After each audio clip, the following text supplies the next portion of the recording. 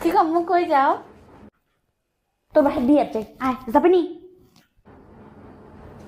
যাও। কি করো?